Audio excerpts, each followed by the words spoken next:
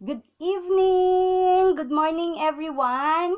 We are day 17 on Wrinkles Live. How are you today? May you are setting aside a portion of what you are earning now and celebrated it. I am Erms. My mission is making live better in my business and the community that I serve with. So, yesterday this morning, on the Mastering the Slight Edge. Hi Julie, good evening. We've learned that mastery begins the moment you step onto the path. Failure begins the moment you step off the path.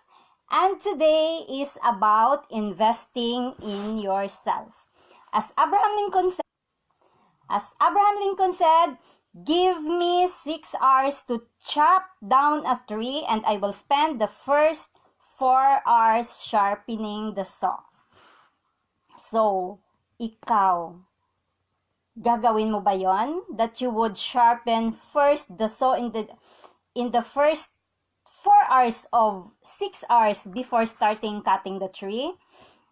So, the greatest gift that we could give ourselves is also the wisest business investment that we could make, and also the most critical step in accomplishing any challenging task at hand.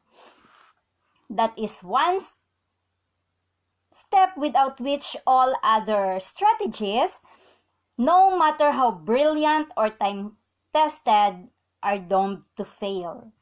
That mysterious gift is your own personal development. Investing in your own improvement, your own personal growth and betterment is all these things and more. 6 hours to chop down a tree, just 2 hours to do the actual chopping means Napoleon Hill means that you could spend twice as much time working on the tools of the job as would on the task himself. And that task is what we call life. What are the tools on the job? They are simply you. Ikaw yon at wala nang iba means you are the axe. So what do most people do? When there's a tree in the way, they grab the axe, dull or not, and start wailing away at it. And if they are not making a major dent in that tree, pretty soon they quit, probably muttering something how it is the tree's fault. Sometimes ganun tayo, di ba? We blame others for our own actions. How you swing the axe, how hard, in what art, with what rhythm, and unto exactly which spot on the tree are all tactics that can be measured, weighed, and improved. But it all starts with the axe itself, and that axe is you. So the continuing learning, previously we talked about the power of time and how vital it is that you learn to harness the power of time in the pursuit of all your aims. And that is certainly the strategies of all strategies. Time may not heal all wounds. Of course, sometimes it does, sometimes it does not. But does it bring about all change sooner or later? Sometimes alam natin that it would change us eventually. In living and mastering the slight edge, the most important thing force that we can harness to accelerate and amplify our path through life is the power of continuous learning. Educating ourselves through any, hi Joanna, good evening, through any and all means available is the critical process that will keep us on the path and make the slight edge work for us. There is a statistic that among high school graduate daw is 48% or more than half of that never read the book again for the rest of their lives. Hi Florenti, good evening. It's one of the reasons siguro why 95% stop paddling and slide down in the failure curve and drown, because we stop learning. They spend their lives building someone else's dream, not because they are not capable of building their own, but because they never gained the knowledge they need to build their own dreams. Illiteracy has much greater problem today than many people realize.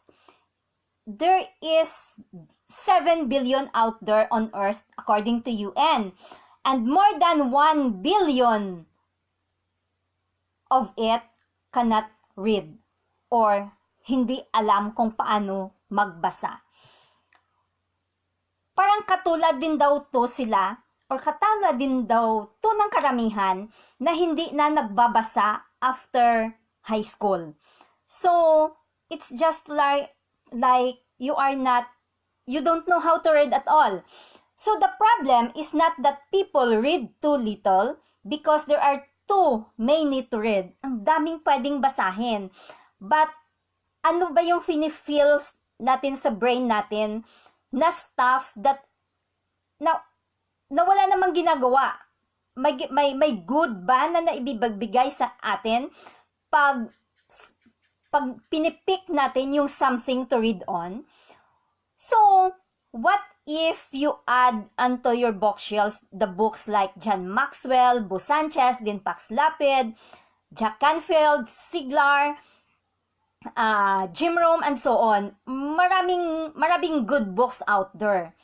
Books like How to Become a Happy Retiree, A Guide to Retiring Wealthy and Healthy in Your 40s, that is by Din Pax Lapid, Simplify and Create Abundance by Bo Sanchez, Think and Grow Rich by Napoleon Hill, any of the hundreds and thousands of inspirational book out there.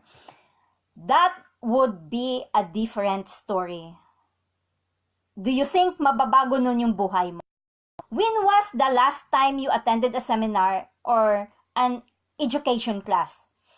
You may want to rethink of your priorities.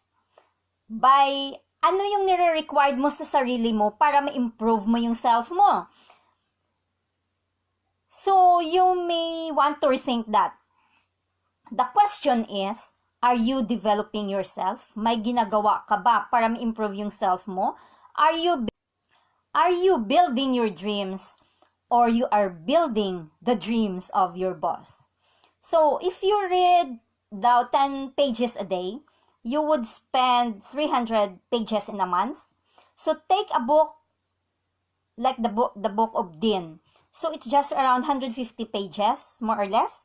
So, that would take you 15 days if you want to read it 10 pages a day. Or the book of Why My Maid Invest in the Stock Market. Maybe you would find it boring in reading that kind of book. But then, when someone has packed a lifetime of extraordinary learnings about success between the covers of a book, why would not you want to spend a little time every day for a month what they spent a lifetime observing, living, and putting it in paper? That is investing in yourself or sharpening your axe. Read a good book, listen to 5 to 15 minutes transforming audio, take a course, attend a seminar.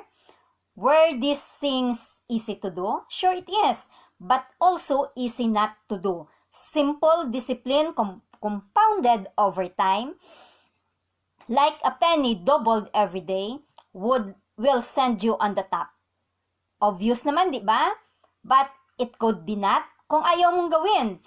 If you don't do them daily right now, will your life destroyed? Of course not. But simple error in judgment compounded over time will pull you down onto the curve of failure and take away everything that you hope for and dream about. So, Highland, good evening. Book smart versus street marks. Pop quiz muna tayo. There is 5 frogs sit on a lily pad. One decides to jump off. How many are left? 4 or 5. Maybe majority would answer 4. then your math skills are just fine. Unfortunately, that is not a math problem. It's a life problem. The correct answer is 5. Yes, all 5 are still sitting on their lily pad because that one frog only decided to jump. He has not actually done it yet. Plenty of people invest in a good amount of time and effort accumulating knowledge but still end up living their lives on the failure curve. Why? Because learning has two kinds, by study and by doing. So, you read, you attend a seminar, this won't build anything if you are not getting up and executing it. Book smart is not enough. All true success is built from a foundation of study plus street smarts. If you want to stay grounded and move ahead, at the same time, you need a balance. As the famous Chinese bit of wisdom says, the journey of 1,000 miles begins with a single step. Note that the journey starts with a single step, not with thinking about taking a step.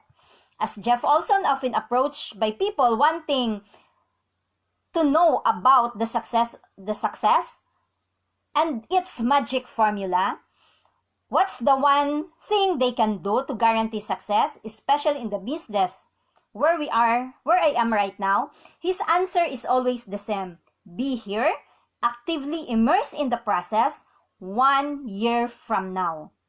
Hi Daimei, good evening. For him, it's the only answer. It's the slight edge answer.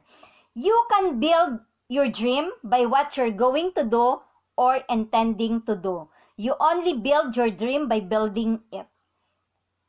You have to jump off the lily pad. Life is doing. If you are not doing, you're dying. There is a rhythm in learning. Knowledge without practice is useless, said Confucius, and added, and practice without knowledge is dangerous. Hindi naman kasi yung street smarts are better than book smarts. They're both critical, and one without the other, as Confucius pointed out, is either useless or dangerous in either way. It sure won't put you on the success curve. Book smart, street smarts, learning by study, learning by doing, read it, apply it, see it in action. Take that practical experience back to your reading, deepen your understanding. Take the deepen understanding back to your activity. It's a never-ending cycle. So like we do in this business, you need to learn the activity and you need to do the activity. The knowledge learning, the learned learning and the activity learning. So, it's a never-ending cycle. It's an aspect of learning, feeding each other. So remember, like climbing a ladder, right foot, left, right, left. Can you imagine trying to climb a ladder with only one right foot? Mahirap ba siya or hindi? So, not only do the work better, when they work together in a rhythm, each amplifying the other. But the truth is, they really cannot work separately at all. At least not for long. You can't excel purely on knowledge learned through study, and you can't excel based purely through knowledge through action. The two have to work together. You study and do the activity. The activity changes your frame of reference, and now you are in a place where you can learn more. Then you learn more, and it gives you more insight into what you experience in your activity. Back and forth rhythm, it's worth noting because it's just the rhythm of learning and it is the rhythm of success. It's what you've been mastering the moment you took your first baby steps. It's something you've learned even before you got to the walking phase. It's even more basic. Psychologists have found, wow, this is interesting. Crawling is one of the most important activities we ever accomplish because it profoundly affects the neurological rhythm of alternation acts upon our nervous system like the surf upon the coastline, developing it, shaping it, and preparing it for all sorts of sophisticated learnings, levels of learning, and awareness in life. So you've heard the expression, you have to crawl before you walk, right? There is no more profound truth to this than most of us have ever realized. The alternating rhythm and your capacity to coordinate the behavior of opposites is the critical slight edge skill. Balancing book smarts and street smarts is one aspect that so is the daily success strategy that we'll look at next. There is a course of correction in everything that we do. What's the shortest path between 2 points? Maybe the straight line, right? It is not. It is wrong. While you can true on the theory, it's never true in reality. In the universe, everything is curved. In reality is where you and I live, where we succeed or fail. Isipin natin habang nagde-drive tayo, even on the road, na perfectly straight siya, pero hindi naman pala, because that road is filled with little bumps and imperfections, and full of subtle shifts and more. So, how? Isipin natin yung habang nagde-drive tayo. Diba pag nag-hold tayo ng steering wheel, perfectly still, hindi naman, diba? Hindi tayo nag-still doon. We move it back and forth, constantly making it in minutes. We do the corrections while we drive. It's something the course that we're on. That continuous moving and adjustment on the steering wheel is so familiar, so second nature that we probably never think about it anymore. But if you decided to hold the steering wheel rigidly in place, ano yung nangyayari? Diba? You would eventually off the road within less than a minute. Diba? Na-notice niyo yun habang nagda-drive? So, yun din yung buhay natin. It's exactly right. Like that. The ones you know the slight edge from getting to point A to point B, you'll be off track most of the time. You know that there's an adjustment, those little seemingly insignificant corrections in the direction that we want to. The most power in our life, as what MacDonald wrote, you return again and again to take the proper course. Guided by what? Of course, by the picture in mind of the place you are headed for. You may heard this. It's not how you plan your work, it's how you work your plan. What does or doesn't become automatic will spell the difference between being a beach bum and a millionaire, misery and joy, life on the failure curve or life on the success curve. A penny, that is a $10 million for your thoughts. Your own thoughts are one of the most powerful example of the slight edge there is. It multiplies themselves by the power of compound interest, like a mental water hyacinth. Over time, often, less time than you might think or expect, they come over the pond of your mind. That is true of the positive thoughts and just true with negative thoughts. Because what you think multiplied by action plus time will create what you get. You through the power of your thoughts, are the most influential person in your life. Means there is nobody more effective at undermining your success and nobody more effective at supporting your success. The principal main in self-investment is to train how you think and what you think, because the human brain is the most complex powerful information processing device known to us. Your brain is made up of about 100 billion neurons that has the capacity to perform some 10 quadrillion unique operations per second. Yan yung na-discover ng science. Every second of every day, your brain is keeping track billions of different metabolic activities going throughout our body without our conscious awareness, and it has been doing this every second of every day that we've been alive. But there is something about the brain that most people don't realize, and that is where in the brain the real power lies. That is our conscious and unconscious brain. So, yung conscious brain daw natin, pag nag-focus siya, it's only on one thing at a time. So, something like a flashlight beam scanning a dark room. It's incredibly powerful in what it does. But its scope is very limited. While yung scope ng unconscious brain natin is can remember daw like this. Most people daw can hold more than a handful of digits in their head at a time.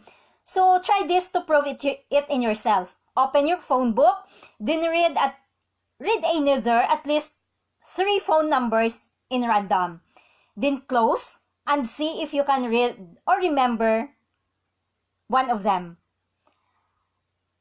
Your unconscious brain can remember trillions of phone numbers at the same time. So, in your conscious brain is like a flashlight illuminating one object at a time. Our unconscious brain is like a super floodlight illuminating everything at once, but only on our subconscious level. Our subconscious brain is our conscious brain is easily distracted. The average person loses conscious focus 6 to 10 times per minute. So how often does the subconscious loses focus? It never does. So, who's really running the store here? Depende yon sa key of our destiny na ginagrasp natin. We think of our conscious function, our will, our conscious decision, our conscious thoughts, what's in us. Our subconscious, something vaguely going on under the surface that may be not so important. Hi Mia, good evening. Have you ever driven or walked in a familiar road that your mind was suddenly wandering and thinking of something, and suddenly you found yourself na nandun ka na sa destination mo? It was like you did not even know that you got there. So, it's an example of an automatic pilot. Your conscious mind have learned the route so well that it handed over to your subconscious mind. So, nakarating ka doon sa destination mo that you did not even know na nandun ka na. Like the quadrillion metabolic function that you do without thinking. And yung sobering fact daw, we all do 99% of our lives on automatic pilot. In the same way, we talk our road and end up home without even thinking it. So, yung nagdedetermine nun kung saan tayo pupunta is yung sarili natin. It's all the question of what route you have programmed in your subconscious. And that's something that you can let others program for you.